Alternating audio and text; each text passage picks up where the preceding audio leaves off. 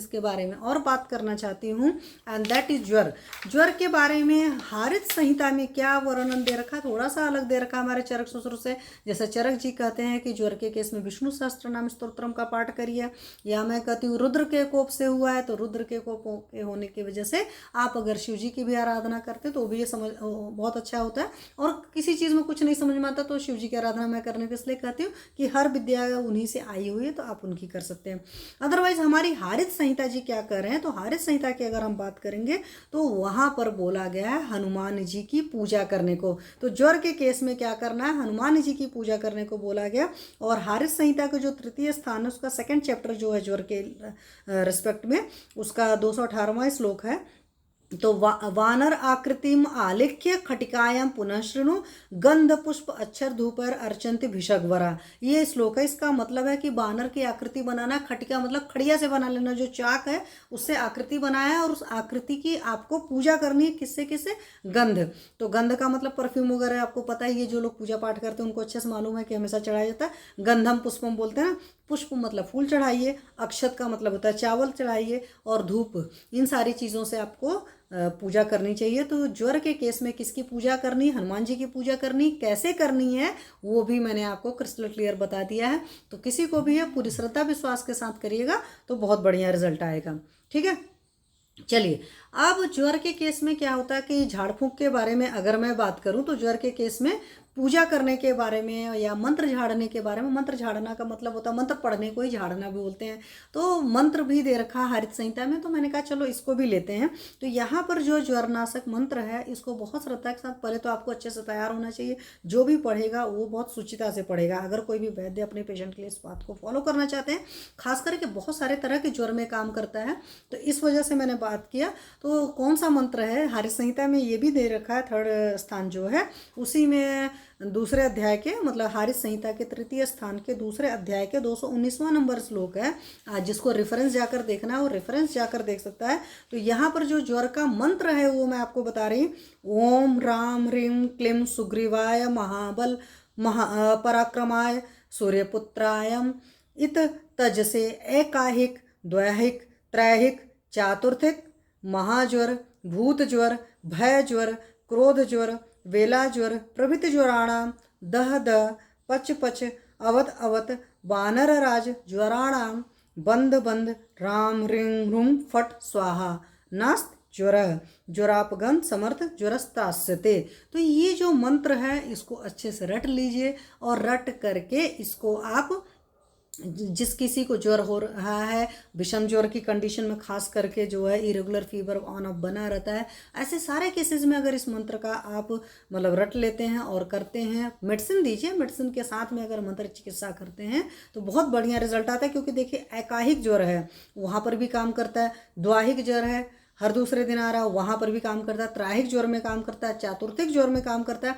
हमारे यहाँ विषम ज्वर था ना, संतत सतत तृतीयक चतुर्थक ज्वर थे, तो पढ़ाई है संतत कौन सा है, सतत कौन सा, तृतीयक चतुर्थक है, उन सारे ज्वरों में काम करता है। महाज्वर जो है बहुत बड़ा ज्वर, उसमें भी काम करता है। भूत ज्वर है तो आज की डेट में जर्म्स वगैरह की वजह से जो भी आप मान लेते हो वो भी जो होता है, अलग टाइप के भूत भी मान सकते हो, जो इन मतलब क्या बोलते हैं इनविजिबल वगैरह सारी चीज़ें। वैसे तो जर्म्स बैक्टीरिया भी जो है वो आपके इनविजिबल ही है। भय ज्वर है जो आपको डर की वजह से हो जाता है, कई बार एग्जामिनेशन है बच्चों के तो वहाँ पर इस तरह की चीज़ें हो जाती है, किसी और चीज़ का भी डर बैठ जाता है तो वहाँ पर भी होती है। भय ज्वर है।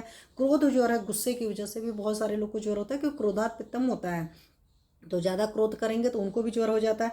बेला ज्वर होता है, और इस तरह की जितने सारे ज्वर होते हैं उन सारे तरह के ज्वर में ये ज्वर नाशक मंत्र का जाप आप करिए, और पूरे श्रद्धा विश्वास के साथ करिए, वाकई बहुत शानदार रिजल्ट आएंगे। तो करिएगा और करने के बाद में अपना रिजल्ट मेरे साथ शेयर करिएगा। तो ठीक है, तो ये आपका मंत्र की बात हो गई। अब मैंने कहा जब ये मैं मंत्र वगैरह की बात कर रही हूँ तो कुछ एक ऐसी चीज़ होता है पथ्य पालन का, मतलब what you should do and what you should not do, उस चीज़ की तो बात एटलीस्ट ज्वर के केस में करना ही करना चाहिए। क्योंकि ज्वर की बात पिछले एक दो बार चली थी, और आजकल क्या हो रहा है ना कि ये जो बसंत ऋतु है इसके आसपास भी लोगों को फीवर होता रहता है, और कुछ कुछ उल्टा पुल्टा खाते पीते रहते हैं उसकी वजह से भी फीवर होता है। तो हमने कहा एटलीस्ट ज्वर के केस में तो हर इंसान को पता होना चाहिए कि उन्हें क्या खाना है क्या नहीं खाना है। तो ज्वर में क्या पथ्य है वो पता होना चाहिए। शाली सस्टिक चावल जो है वो पथ्य है, तो वो वो आप ज्वर में बड़े अच्छे से दे सकते हैं। अगेन है वो वाली चिकित्सा सूत्र याद रखिएगा, लंघनम स्वेदनम कालो वागु तिक्तको रस। तो शुरुआत में आपको लंघन कराना, तो लंघन कराने के बाद में ही 40 स्टिक चावल दे सकते हैं। मूंग की दाल और अरहर की दाल का भी यूज दे सकते हैं, लेकिन हमारे वहीं पर सुश्रुत जी ने उसमें थोड़ा सा चेंज किया। ये मेजॉरिटी चीज़ें मैं आपको हरित संहिता से बता रही हूँ, इसमें सुश्रुत की भी चीज़ों का ऐड किया है। तो सुश्रुत जी ने इसमें मसूर की दाल को भी ऐड किया है, उन्होंने चने की दाल का यूज का भी वर्णन किया है, कुलथ की दाल है को भी बोला हुआ, उसका भी यूज दे सकते हो, और मोठ या बन मूंग की जो दाल है उसका भी यूज दे सकते हो। आप ये देख लीजिए कैसी कंडीशन, अगर आपको ज़्यादा कंडीशन नहीं समझ में आ रही तो सबसे बेस्ट जो है आपके लिए वो मूंग की दाल का यूज है। ठीक है, चलिए उसके अलावा अगर शाकों की बात करो तो सतपुष्पा मतलब आपका जो सोया है वो दे सकते हो, जीवंती एक शाक होता है वो दे सकते हो, मतलब साग जिसको हिंदी में कहते हैं, चौलाई का साग दे सकते हो, बथुआ का साग दे सकते हो, ये सारी चीज़ें साग देनी। और इन सारे सागों को क्या होता है हमेशा घी में भून कर दीजिए अगर आप ज्वर के मरीज को दे रहे हैं तो, भूख लगने पर ही देना है। और साथ में जांगल मांस रस के साथ दे सकते हैं या जांगल मांस के साथ दे सकते हैं जब अग्नि अच्छे से हो जाए। अदरवाइज जो वेजिटेरियन लोग हैं वो यूज के साथ यानी कि दाल का पानी के साथ में देना है। और भी इसमें है जो नॉन वेजिटेरियन लोग हैं उनके लिए है कि लाव तितर बकुला है, मृग है, चिकारिया है, इन सब सारी चीज़ों के मांस को खाया जा सकता है। ये ज्वर में सारी चीज़ें पथ्य हैं। सब्जियों की अगर बात करो तो उसमें तरुई कोशातकी या निनुआ की अगर बात करें ये आप ज्वर में खा सकते हो। परवल जो है वो उसकी सब्जी खा सकते हो। शुंठी इटसेल्फ हमारी बहुत अच्छी है, ये शुंठी सिद्ध जल आपको पता है कि ज्वर के केस में बहुत अच्छे से देते हैं। अगर सब्जियों में और चीज़ों की बात करो तो इसमें बैगन भी खा सकते हैं, पुनर्नवा का पत्र जो है वो खा सकते हैं, पाठा का शाक जो है वो भी दे सकते हैं, ककोड़ा मतलब करेला वगैरह भी खा सकते हो, परपटक मतलब पित्त पापड़ा भी खा सकते हैं, वो जिहवा का भी अच्छे से यूज़ हो सकता है। और बाल मूली जो है कच्ची मूली वो भी आप खा सकते हैं, लेकिन वो चिकित्सा सूत्र जो है लंघनम स्वेदनम कालो तिक्तको रसा वो याद रखिएगा। तो जब ये ख़त्म हो जाएगा तब उसके बाद में है, पहले लंघन करा कर आम का पाचन होने के बाद ही कुछ भी खाते पीते हैं। तो ये सारी जो चीज़ें हैं वो आपकी पथ्य में आती है, मतलब what you should eat, this is the list. ठीक है, चलिए अब आगे बात करेंगे अपथ्य के।